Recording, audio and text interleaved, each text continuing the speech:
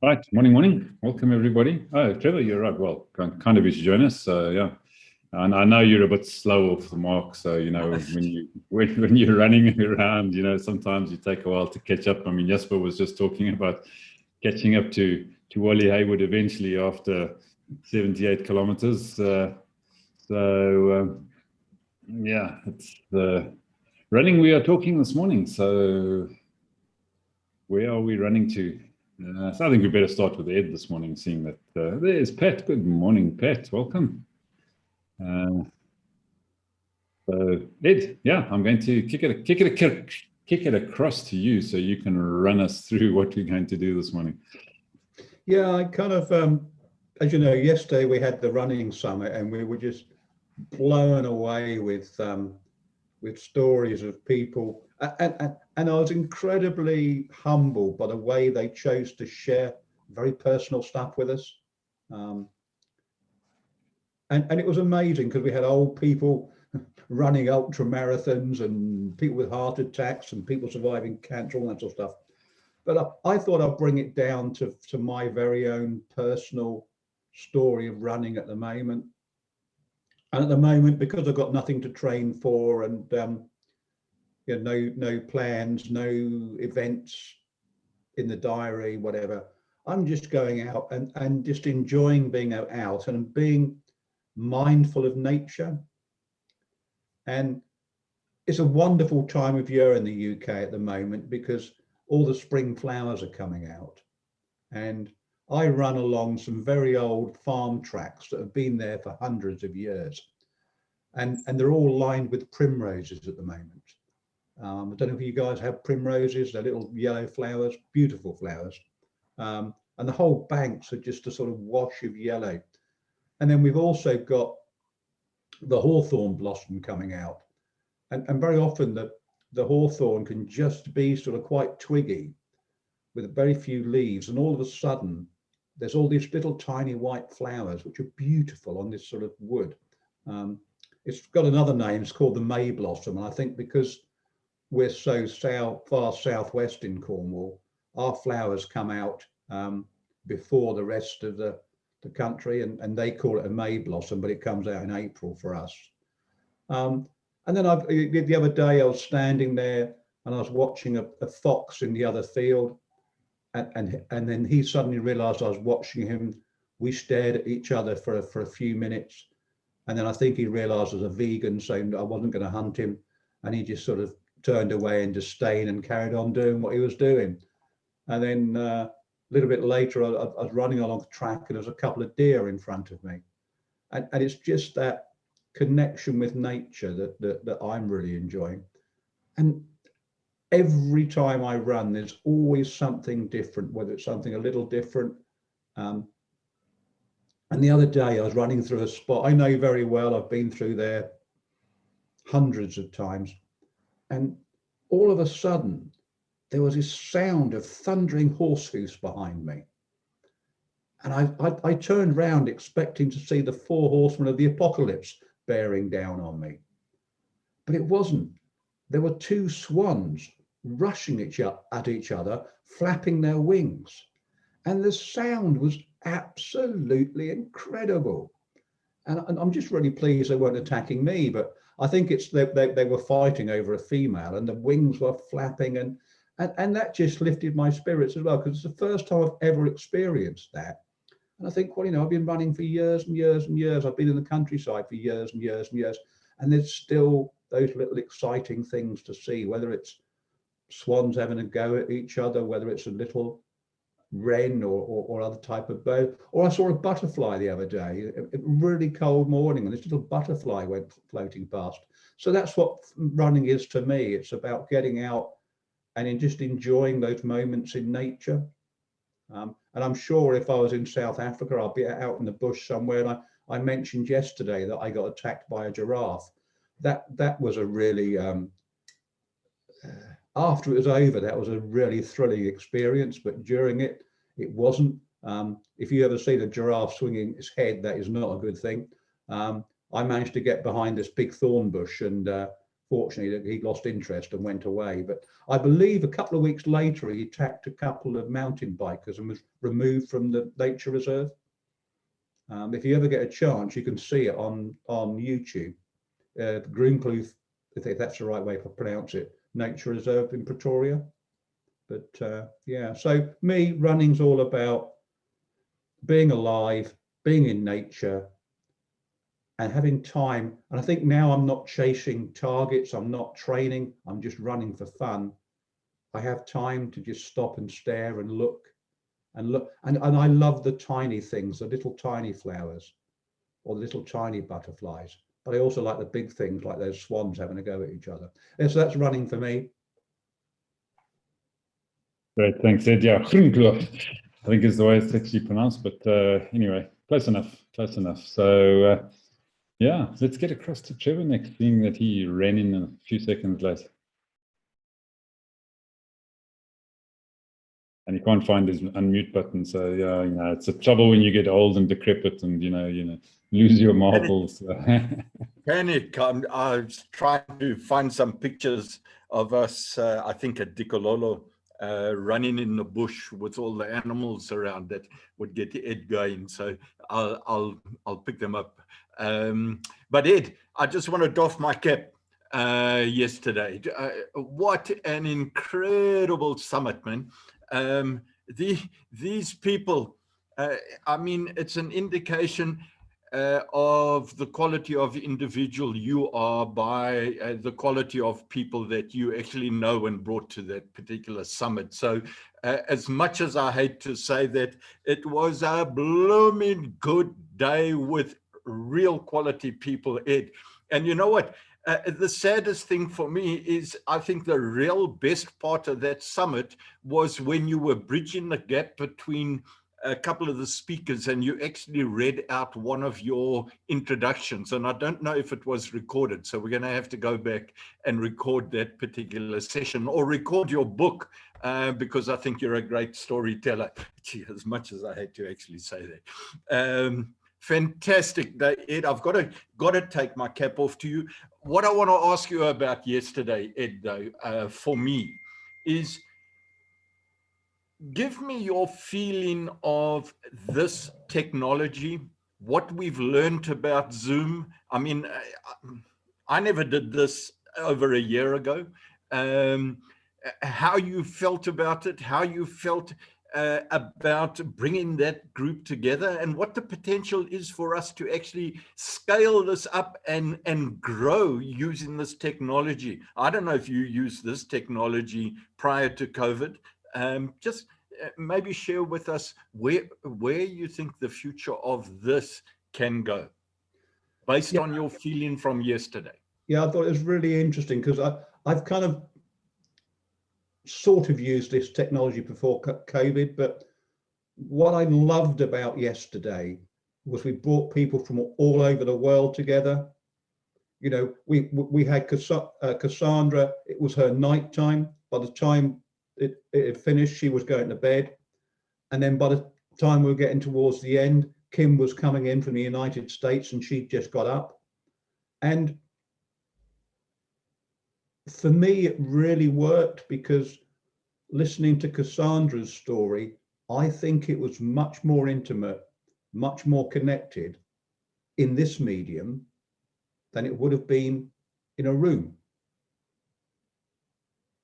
I don't know about you, but I was really, I was moved to tears by Cassandra's story, especially when she was talking about her daughter saying, "Mum, you're better than that. You're not that. That's not the mum I know."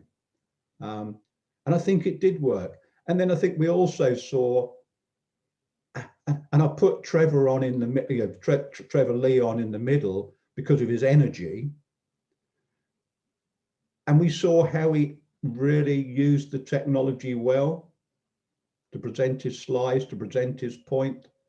So I think this technology can be used incredibly well to build powerful events that span the world and bring a richness that you probably can't get from a physical event.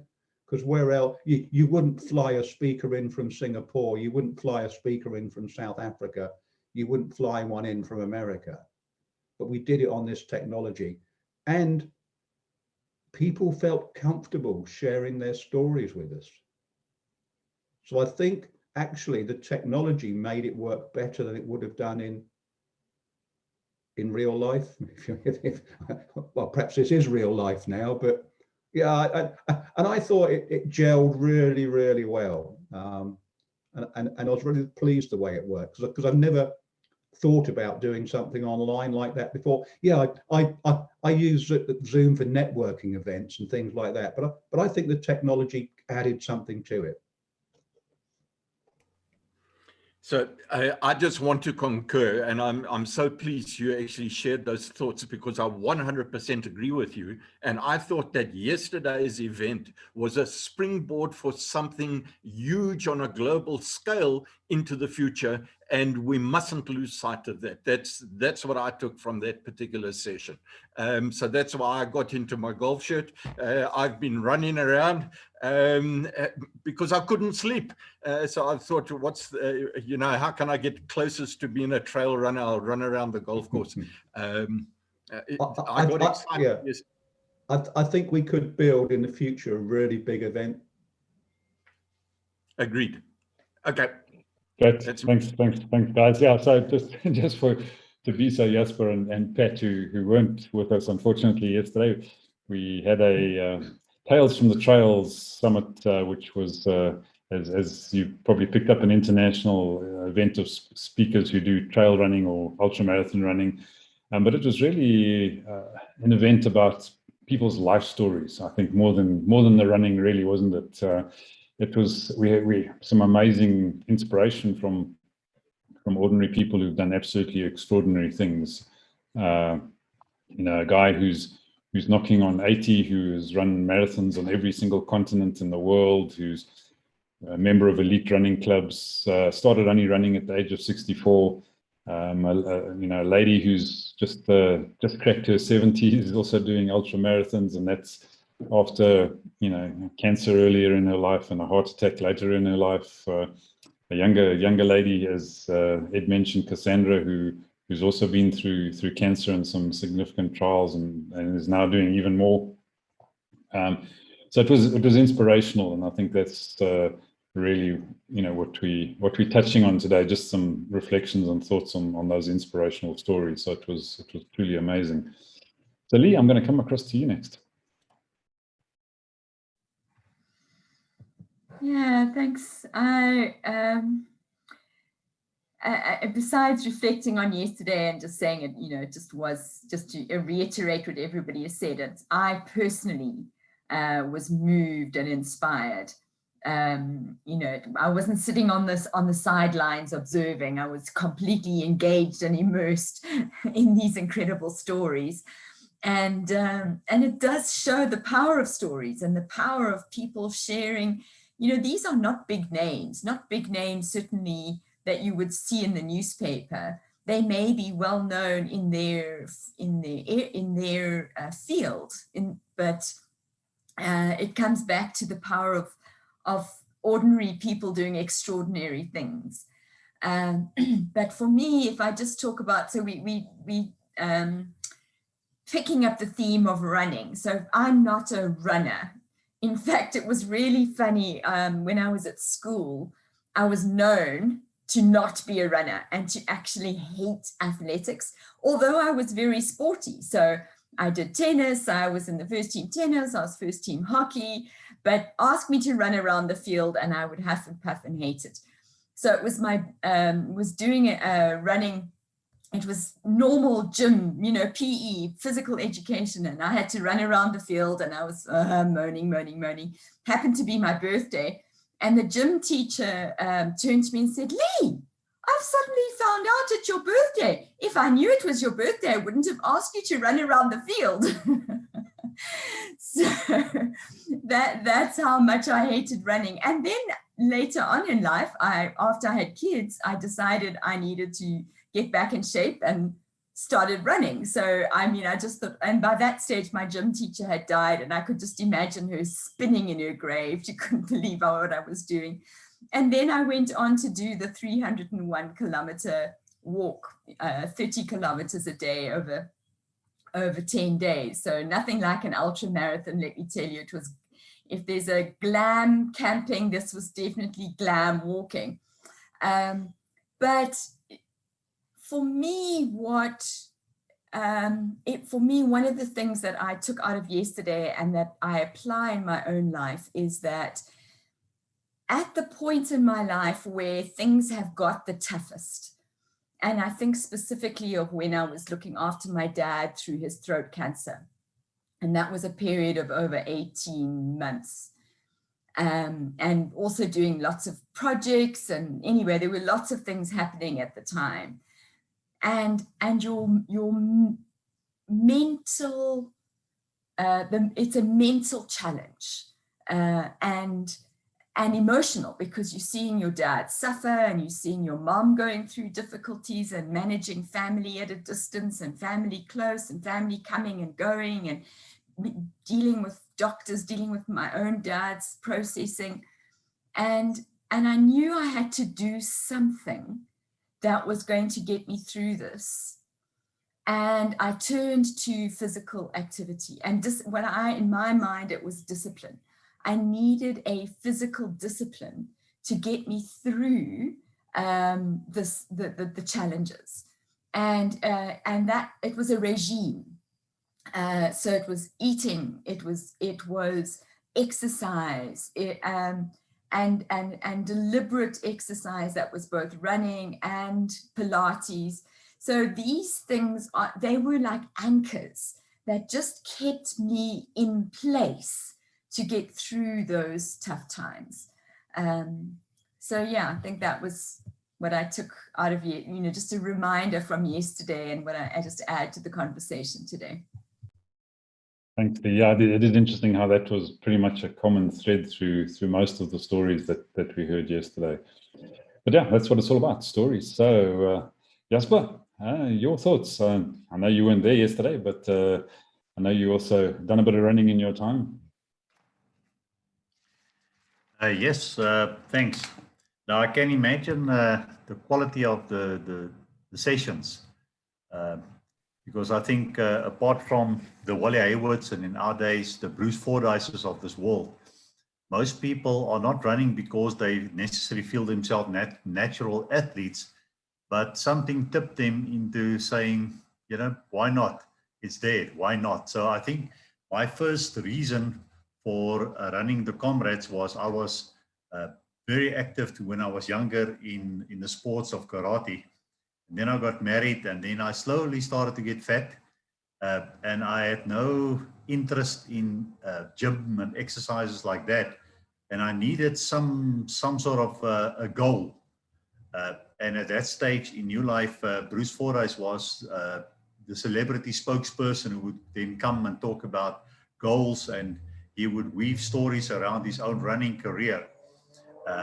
And that's what prompted me to say, well, why not? And also at that stage, one of the chaps that was my friend in New Life, he also said, well, why not? And so the two of us started to commit for our first comrades.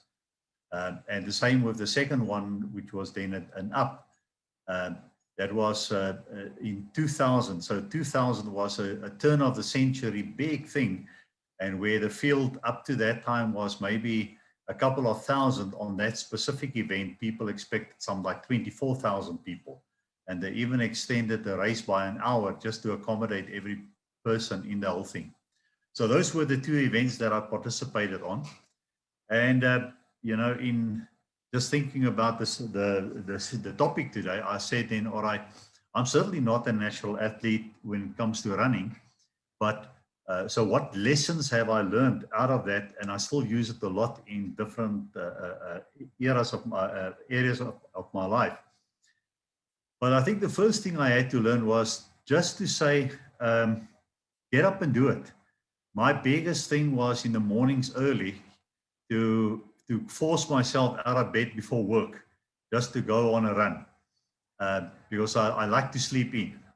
But then when that alarm clock goes off and your mind starts negotiating with you, shall we roll over or roll out? And then to have that little discipline to say, don't reason, just get into your shorts and running shoes and just get on the road. And then after about 1 kilometer, then you can start reasoning. And I found that sort of thing worked for me because then after about 1 kilometer, your body starts to warm up and you start to actually enjoy the run and you're happy that you got out of bed.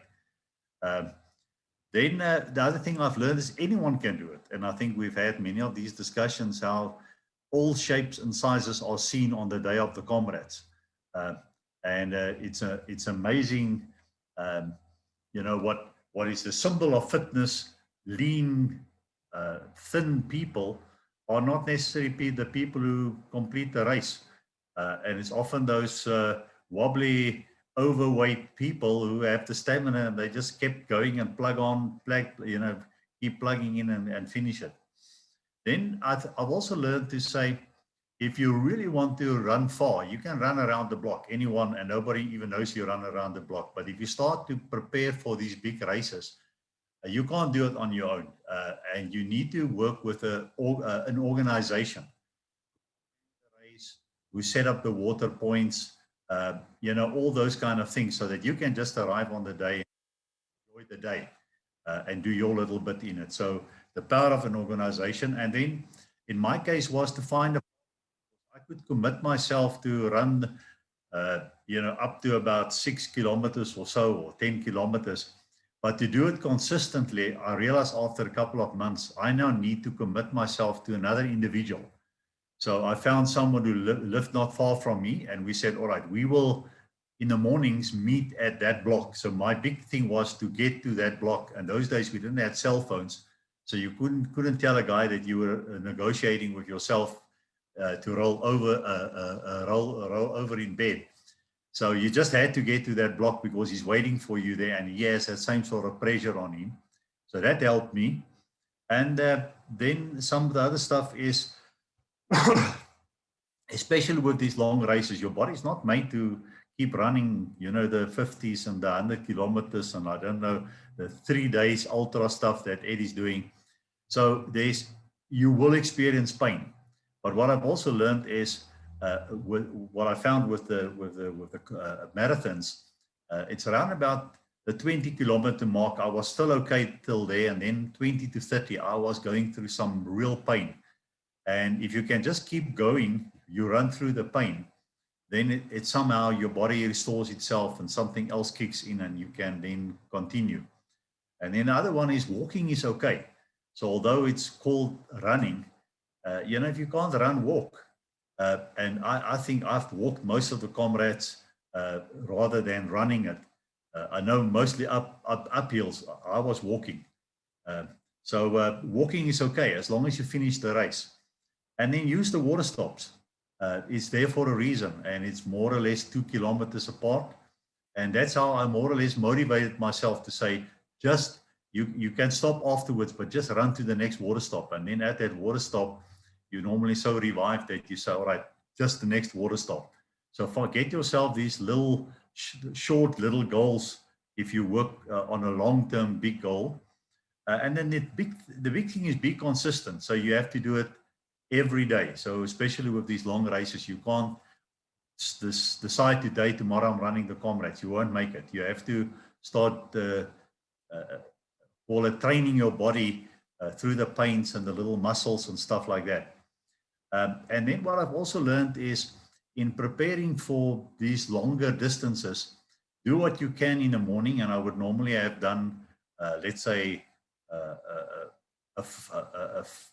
5 or 6 kilometers in the morning, but then over the weekends you do a long thing that's a 20 or a 30 kilometers. So the point there is, by being consistent and doing the regular daily things, your body somehow, whatever you can do in a day, over a weekend you can also do 5 times that in one day in a long run. So it's also it's almost the synergy of, if you're consistent, it opens up other possibilities for you. So yeah, so those are some of the lessons I just put down, and I'm sure you've got lots to add. Sure, thanks Jasper. You've totally exhausted me now, so I don't know. Yeah, so it all sounds like madness to me. But anyway, so Pat, your first time with us, you walked into a bit of a different discussion. I mean, we have all these different discussions on Wisdom's Chat, but yeah, just maybe tell everyone else. I mean, I obviously know where you're from, but tell everyone else where you're from, and maybe just add your thoughts into what you've heard so far this morning.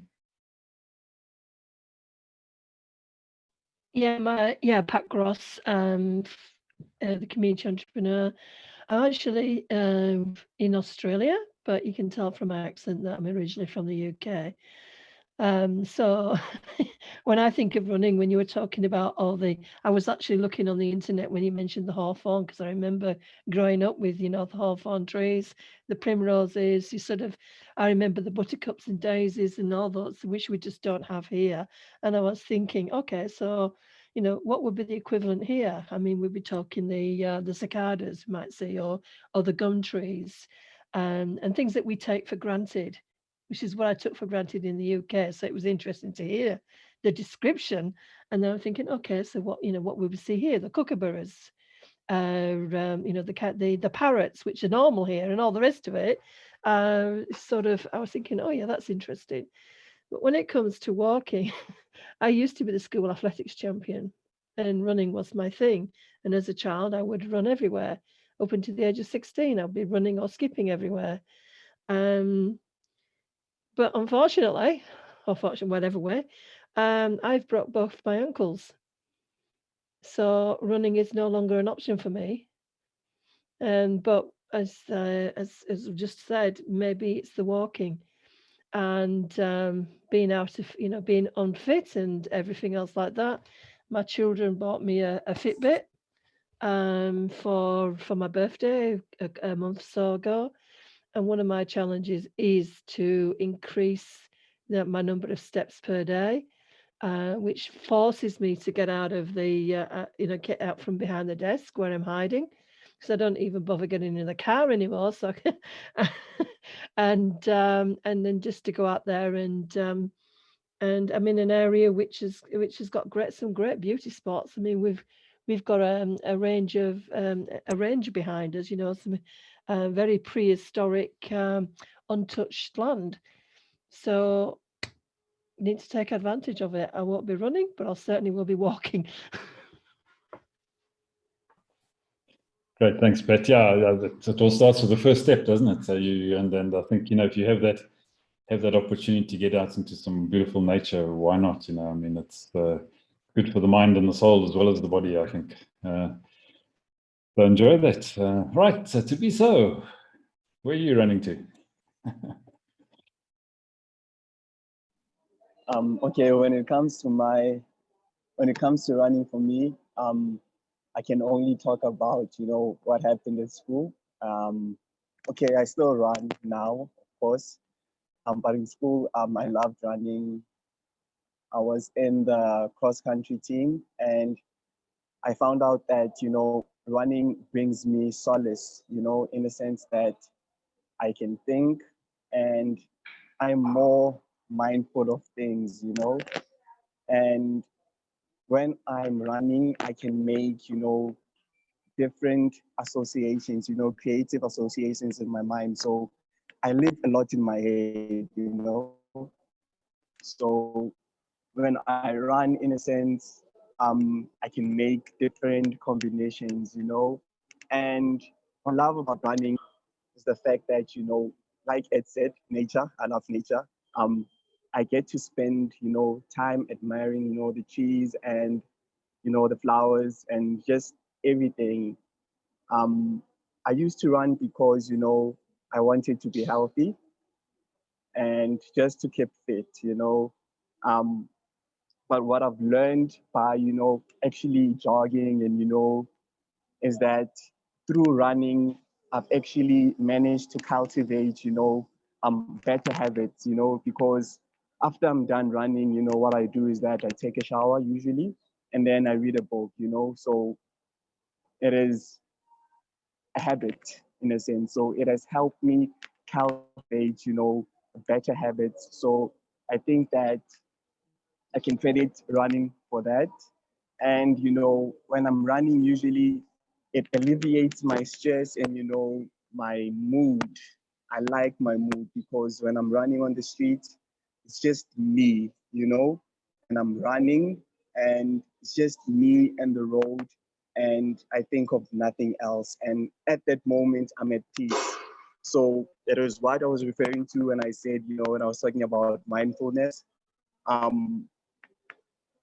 Okay, I don't run as much now, but I do walk. Walking is like something that I have to do at least an hour, you know, a day, because I think that it has the same benefits. And plus, you know, because I learned that Steve Jobs, I love Steve Jobs, like my hero, you know. He used to conduct, you know, meetings like walking, you know. So I thought that was very cool, you know, because it's very, very different, you know, because instead of boardrooms and rooms, we actually take a walk and we walk and we talk about business. It actually does something, I think. If Steve Jobs can do it, so it must be good, you know. I think that's my reasoning, you know. But I walk every day. I always try to walk at least an hour just so I can, you know, organize my thoughts, so I can be mindful. And of course, for the nature aspect of everything. So I think that's my contribution for today. Thank you, Ed. Thank you, Ivan. Sorry. Right, thanks, Thabiso. Yeah, it is interesting how it means different things to different people. But so running is something I've never done a huge amount of. Certainly never run a marathon. So distance running is not, but I love walking in nature as well. I mean, you put me in the bush and I'll walk for days without any difficulty at all. But I must admit, during this lockdown year, I've done a lot more walking than I had done before, because of course that was the only mechanism that was available to at least try and stay reasonably fit. So I've worn a path around my garden. Well, it's managing to sort of sort itself out now that we're allowed to get out and about a bit more. But yeah, I did lots of walking during the heavy lockdown periods, round and round in circles in the garden. But I agree with you, to be so, you know, it helps you clear your thoughts and focus on different things when you're out there and just moving. So it's an interesting way of I suppose I was going to say disengaging, but maybe it's not disengaging. Maybe it's actually engaging with your inner thoughts and being able to process things and get into letting your subconscious bring up some answers. So walking I think is a great thing.